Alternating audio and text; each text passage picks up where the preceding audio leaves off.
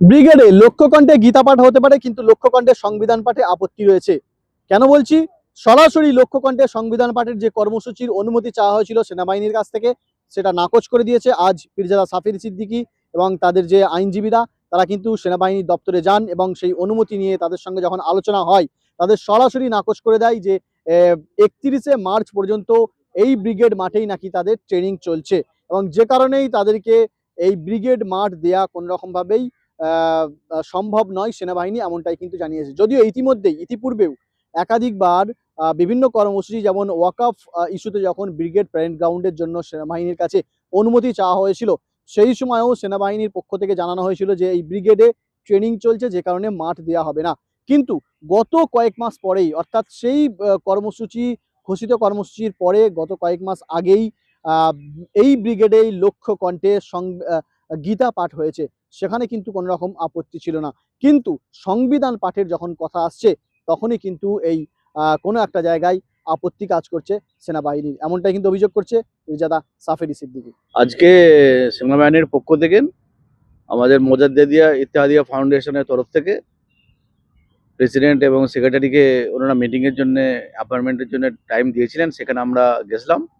এবার সেখানে এই ব্রিগেডে আমাদের মিটিংয়ের জন্য 15ই ফেব্রুয়ারি মিটিংয়ের জন্য যথারীতি বিস্তারিতভাবে আলোচনা হলো, কিন্তু সেনাবাহিনীর পক্ষ থেকে ওনারা পারমিশন দিতে কোনো পক্ষেই ইচ্ছুক নন। কেননা একটা গ্রাউন্ড দেখাচ্ছেন যে আমাদের এখন 31শে মার্চ পর্যন্ত সেনাবাহিনীর ট্রেনিং চলবে, যার জন্য আপনারা কেন অন্যান্য কাউকে আমরা মিটিং মিছিল করতে দিচ্ছি না, এবং যদি 31শে মার্চের পর সম্ভব হয় তাহলে আপনারা আসবেন, পরবর্তীকালে যোগাযোগ করে আমরা দেখব চেষ্টা করে। কিন্তু আমরা যা দেখলাম যে মিটিংটা আমাদের করতে যাওয়ার ওনাদের ইচ্ছুকই নয়, কারণ 15 তারিখ কেন, তারপরও যখন আসবো তখনও ওনারা আমাদেরকে কিন্তু সিকিউরিটি দিচ্ছেন না যে হ্যাঁ আপনারা আসুন, কনফার্ম আপনাদেরকে ব্রিগেড গ্রাউন্ডে আমরা সংবিধান পাঠের জন্য আপনাদেরকে ব্রিগেড গ্রাউন্ডে আমরা ছাড়বো। কিন্তু তারপরেও আমাদেরকে ওনারা অন্য জায়গায় মিটিং করার জন্য প্রস্তাব দিয়েছিলেন, সেখানে আমরা সম্পূর্ণভাবে, আমি ছিলাম, আমার পীরজাদা সাফির সিদ্দিকী সাহেব ছিলেন যে MIF এর কর্ণধার, আমরা সম্পূর্ণভাবে নাকচ করে দিয়েছি যে না, আমাদের 15ই ফেব্রুয়ারি ব্রিগেড প্যারেড গ্রাউন্ডেই আমরা আমাদের সংবিধান পাঠটা অনুষ্ঠিত করব। তো উনি 2-3 দিনের মধ্যে আমাদেরকে অন্য জায়গা প্রস্তাবের জন্য, আলোচনার জন্য বলেছিলেন, যাতে আমরা রাজি হয়নি। আমরা 2-3 দিন পর ফিরে যাব, আমাদের একটাই প্রস্তাব থাকবে যে না, 15 তারিখের মধ্যে 15 তারিখই আমরা ব্রিগেড প্যারেড গ্রাউন্ডে আমরা সংবিধান পাঠ করব। থেকে বড় জিনিস হচ্ছে, আমি অবাক হয়ে যাচ্ছি যে আজকে আমার দেশের একের পর এক সংবিধান ধ্বংসের দিকে যাচ্ছে, একের পর এক সংবিধানকে ধ্বংস করার চক্রান্ত চলছে, আমার দেশকে ধ্বংস করার চক্রান্ত চলছে, আমার দেশের জনগণকে শেষ করার চক্রান্ত চলছে, দেশের সম্পদগুলোকে বিদেশিদের হাতে বিক্রি করে দেওয়ার চক্রান্ত হচ্ছে। আজকে সেই সংবিধানকে রক্ষার স্বার্থে আমরা যখন এই ব্রিগেড মাঠে আমরা লক্ষ্য কণ্ঠে আমরা সংবিধান পাঠের সিদ্ধান্ত নিয়েছিলাম, নেওয়ার পরে যখন আমরা গিয়েছিলাম সেনা আধিকারিকদের কাছে, অফিসারদের কাছে, তিনারা আমাদের আশ্বাস দিলেন যে ঠিক আছে, আপনারা মহান উদ্যোগ নিয়েছেন, অবশ্যই আপনারা পারমিশন পাবেন। কিন্তু আজকে যখন আমাদের ওনারা চিঠি করলেন, আজকে আমাদের ডেট দিলেন যে আপনারা আসুন, আপনাদের সঙ্গে আমরা মিটিংয়ে বসতে চাই। তা সেনা কর্তারা আমাদের সঙ্গে বসলেন, বসার পরে ওনারা বললেন যে আমাদের এখানে 31শে মার্চ পর্যন্ত আমাদের সেনাদের ট্রেনিং চলছে, এখানে আপনাদের পারমিশন আমরা দিতে পারবো না।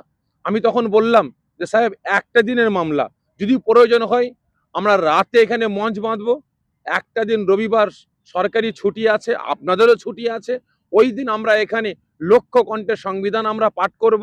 তার সাথে সাথে এখানে আমরা দাঁড়িয়ে প্রত্যেকটা স্কুল কলেজ, প্রত্যেকটা জনগণের কাছে আমরা আমার দেশের সংবিধানটাকে পৌঁছে দেওয়ার আমরা আহ্বান করব। আমরা দাবি তুলব সরকারের কাছে যে আমার দেশের সংবিধানটা ক্লাস 5 থেকে নিয়ে, মানে 5 থেকে এই সংবিধানটাকে পড়ানো হোক।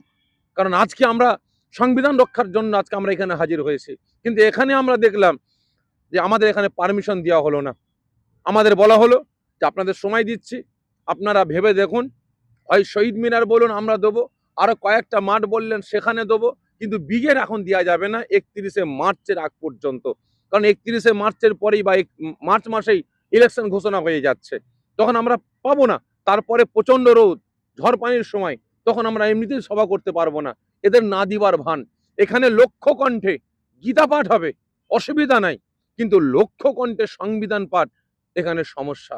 এটা আমার মনে হয় যে ভারতবর্ষে, পশ্চিম বাংলায় ভারতবর্ষে টোটালি যতদিন পর্যন্ত কেন্দ্র সরকার থাকবে, এই বিজেপি সরকার থাকবে, এই বিশেষ করে সংখ্যালঘু সম্প্রদায়দের কোনো রকম ভাবে একত্রিত হয়ে আন্দোলন প্রতিবাদ করার মতো ক্ষমতা এরা দেবে না।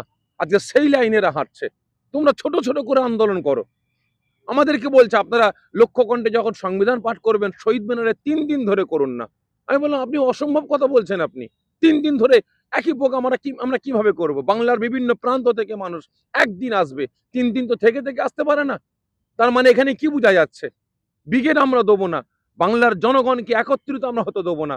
কারণ একত্রিত হলে বাংলার জনগণ সত্যটা বুঝতে শিখবে, অন্যায়টাকে অন্যায় বলে তারা বুঝতে শিখবে, অন্যায়ের বিরুদ্ধে তারা গর্জে উঠবে। এটাকে যুকোনো ফিকেরে রুখতে হবে। আর যারই কারণে এই ব্রিগেড মাঠে লক্ষ কণ্ঠে সংবিধান পাঠটা বন্ধ করলো। সময় দিয়েছেন যে আমরা যদি শহীদ মিনারে করি পারমিশন দেবে, বা অন্য কোনো মাঠ করি পারমিশন দেবে, কিন্তু ব্রিগেডে পারমিশন দেবে না। আমার সাথে আমার অ্যাডভোকেট ফিরোজ ভাই আছেন, আরও অ্যাডভোকেট আব্বাস ভাই ছিলেন, তিনি হাইকোর্টে চলে গেছেন, আরও আমার অ্যাডভোকেট ভাইরা আছেন, আপনার বিভিন্ন কোর্টের আইনজীবীরা আছেন। সকলে আমরা প্রায় 30 জন আইনজীবী আমরা একত্রিত হয়ে আমরা আগামী দিন হাইকোর্টে যাব।